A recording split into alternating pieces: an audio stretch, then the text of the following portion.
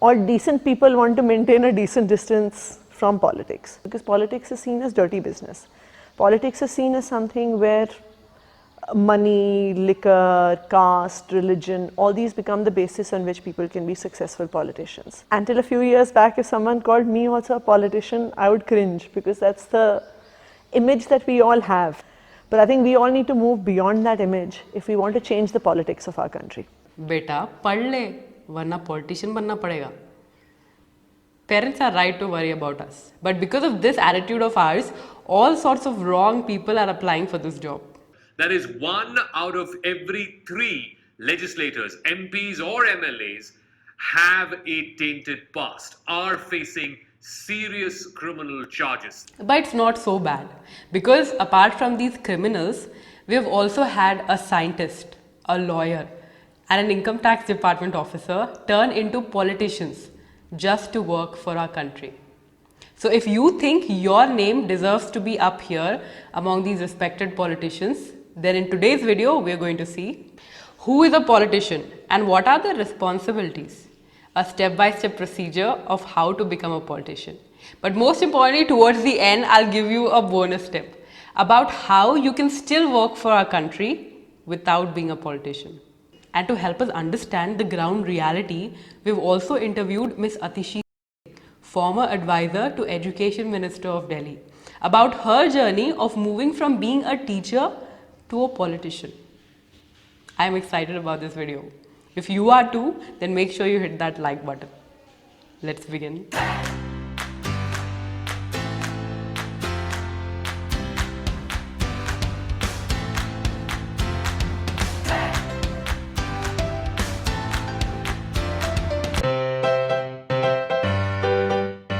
Let's start with the basic question. Who is a politician? I think generally you're considered a politician in India if you wear a white kurta pajama and walk around with bodyguards who have guns, is when you're considered a politician. And when politicians look like that, people sort of look at them and think that we never want to enter politics. But I think anyone who works with a political party is a politician. You heard it from her. Anybody who works for a political party, especially if they contest, win elections and become an MP or MLA, is called a politician. But what are politicians supposed to do? Simple. They are supposed to ensure that the government is working. They must represent our views in the parliament, pass laws on pregnancy, education, public health, police, agriculture, irrigation, protection of wildlife, pilgrimage, marriage, divorce, and even burial grounds. What kind of schools we have is decided by politicians. What kind of hospitals we have is decided by politicians. Whether youth have jobs, whether women are safe and secure, all these decisions are taken by politicians. And therefore, it is important that good people actually come into politics. Basically, if the political structure of a country is right, then it becomes livable, which is the expectation. But if they don't do their work correctly, then there will be corruption, pollution, unemployment, violence, and a bad economy, which we all know as our reality. Even though this might look like a lot of work, but to achieve this expectation, our politicians are paid very nicely.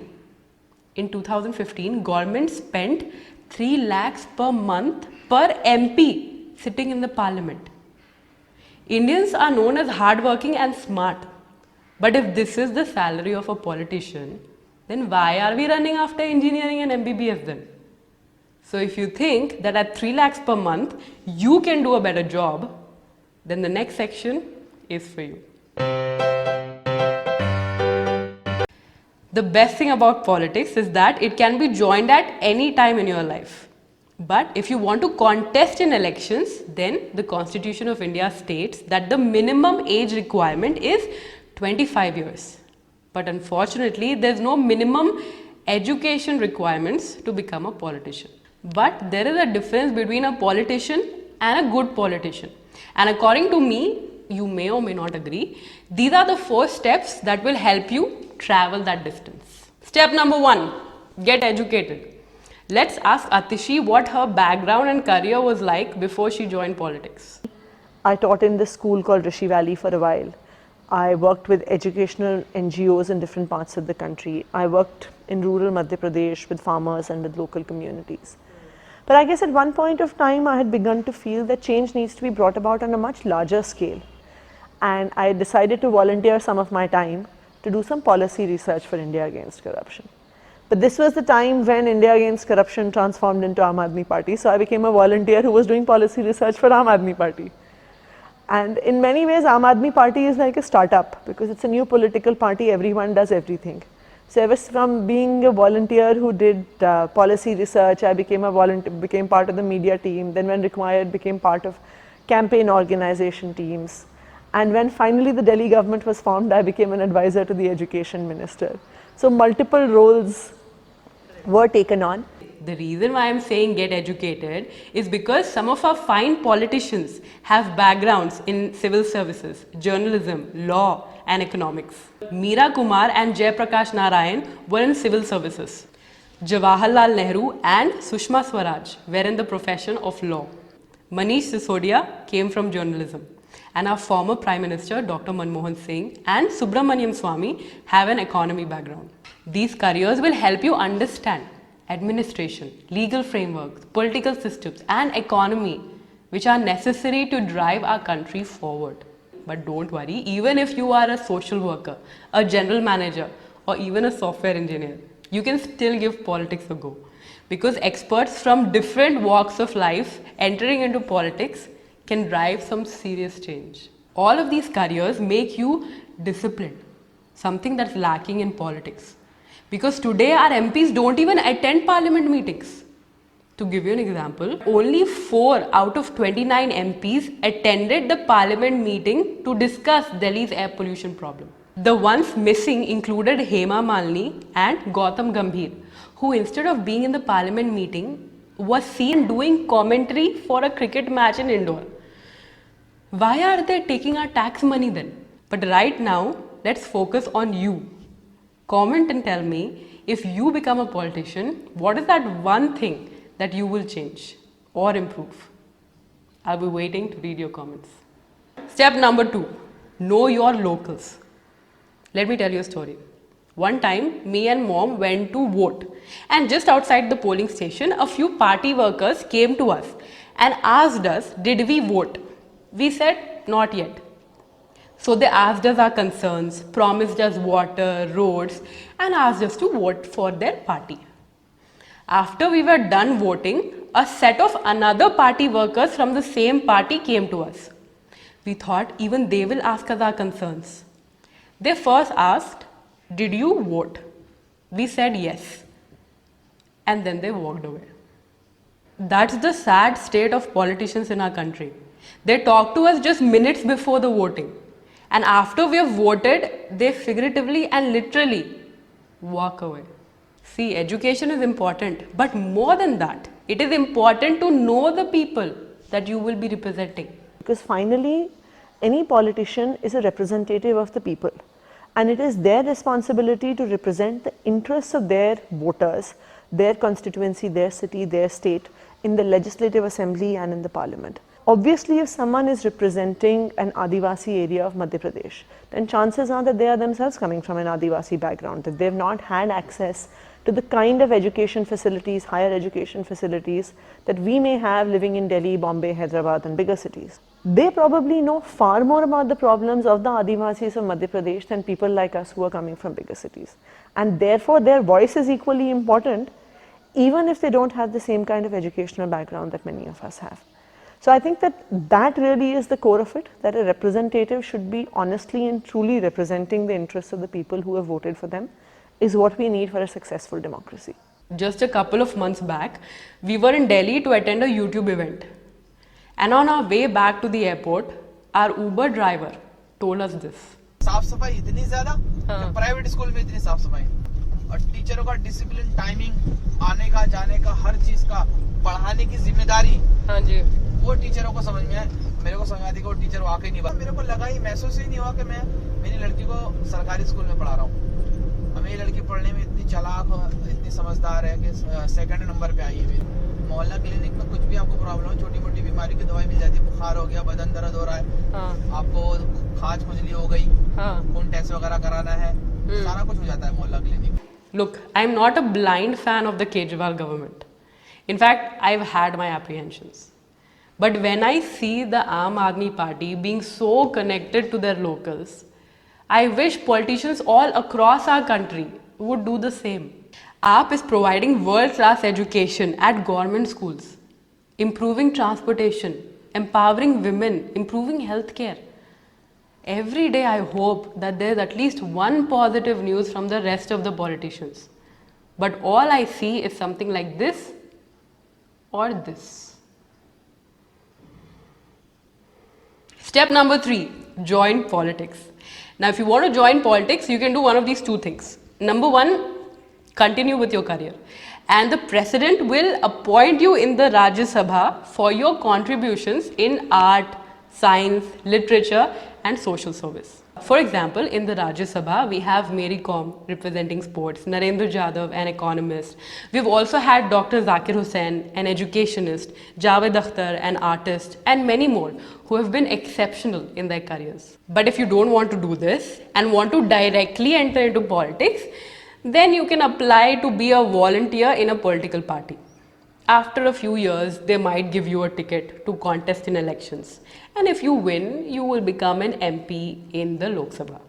So I think we really don't have any entry barriers.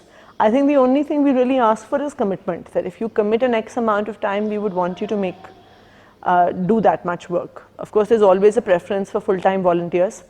And anyone who's willing to give all of their time, we are happy to take them. And personally, I think commitment is the quality that matters the most. But the question is, do political parties pay their volunteers? At least in the political party that I work in Aam Aadmi Party, we are always hand to mouth.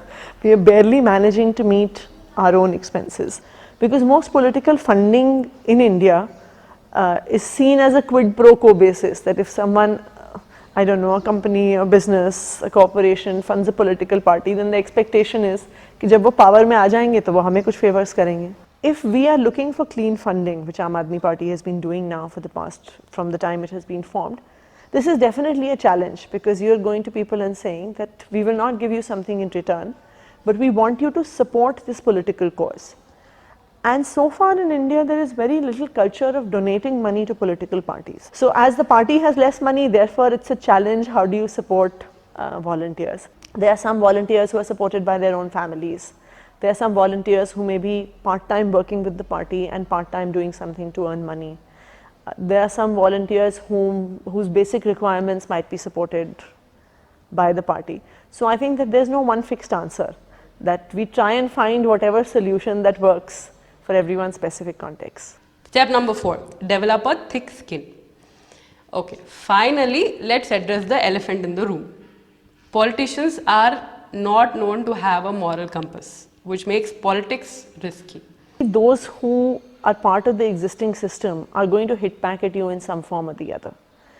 Be it in terms of character assassination, be it in terms of trolls, be it in terms of my sacking as an advisor. So I think that as someone who's trying to bring about change, the more I get attacked, the happier I am, because it means I must be doing something right. If no one was attacking me, then it means the fact that I'm not being successful in changing the system. Fine, you want to change the system. But if there's so much risk, why would anyone want to enter politics? You increasingly see in the career path is something called a midlife crisis, where people reach the age of 40 and begin to wonder कि मैंने अपनी ज़िंदगी में क्या किया. At the end of a 20, 30, 40-year-old career, at the end of it, you want to think कि मैंने कुछ किया, मेरी life से, मेरी मेहनत से कुछ हुआ. And I think that is really where social activism, political activism, politics can provide you with that opportunity. In 5 years, I could touch the lives of more than 16 lakh children. And I think that at the end of the day, at the end of this 5 years, while I don't know what's going to happen next in my political career or in the future trajectory of my party, but at least I have the satisfaction of knowing that the work that I've done in the past 7, 8 years has had so much impact on such a large number of people. Yes, it is a risk, it is a less defined path, but the returns in terms of the kind of impact that one can have are much, much higher. So those were the 4 steps according to us. But let's ask Atishi what, according to her, are some qualities you need to develop to become a politician. This is a process of a much longer change. And so I think perseverance is important. People who are coming from all kinds of educational backgrounds, all kinds of social backgrounds, to try and understand their worldviews, to relate to them, I think that really requires both empathy and patience. And just learning to work with odd hours is important, because as a politician, someone can call you at 5 o'clock in the morning and say, "Ji, meri gali mein pani nahi aa raha hai." You can't tell them that I am fast asleep and therefore I will not look at your problem, because अगर उनकी गली में पानी नहीं आ रहा, someone has to do something about it. I think that when you're a politician, you have to look at many competing interests. So for example, if you're talking about electricity supply, you have to look at the fact that everyone gets access to electricity, but you also have to look at the fact that how do you ensure that there is no environmental damage or least environmental damage. The activist who says no power plants, no thermal power plants because they cause pollution is not wrong. The citizen who says that they want 24/7 electricity is also not wrong. So two right pulls and pushes leading in opposite directions, how they are to be balanced, I think that is the job that a politician and a policy maker needs to do. In Global Hunger Index, India ranks 102 among 117 countries. GDP is at 5%. Unemployment rates are high. People don't have jobs or even clean air to breathe. But what are we voting on? असली हिंदू हो तो बताओ मेरे तरह कि राम मंदिर वहीं बनेगा। मैं चैलेंज करता हूं, वरना नकली हिंदू, इच्छाधारी हिंदू दोबारा यहां पर आकर चिल्ला चोट करना बंद कर दीजिए। Mahatma Gandhi said, "You must not lose faith in humanity. Humanity is like an ocean. If a few drops are dirty, it does not make the ocean dirty." I agree with him. But how long will we let politicians divide us and distract us in the name of religion? So I think first of all, something like the Aam Aadmi Party is an interesting example of how people have voted beyond caste and religion. And not only did Aam Aadmi Party win in 2015, we won with a sort of landslide majority. I think there's a lot of people who don't realize that the vote that they cast in the election has a direct impact on the school their child goes to, the water they get, the cleanliness in their locality, the jobs that are available when their children pass out of school and college. And this link needs to be developed in people's mind. I think that what can be done, I think that as citizens, as media persons, as a YouTube channel, I think all of us are responsible for engaging with voters on this. This is not the job only of a politician. So today's bonus tip is this. If you want to work for our country as a leader without being a politician, then all you need to do is vote right and encourage others to vote right. Share this video with them if it helps. Let's vote for politicians who are working to make this our reality and not the ones who are full of excuses. We at the Urban Fight believe that education is the most important thing. And that is why we interviewed Ms. Atishi Singh, because we agree with her views on education. No country that we now consider developed, be it United States, Canada, England, all Western European countries, all these developed countries have developed on the basis of a high quality public education system, where everyone has access to high quality education irrespective of their ability to pay. So I think that if we are looking for our country to prosper, for our country to grow economically, then a high quality education for every child in this country is important. I hope you've enjoyed and learned something from this video. On that note, don't forget to subscribe and hit that bell icon. I'm going to see you again in the next video. Until then, keep fighting the urban fight to be fit.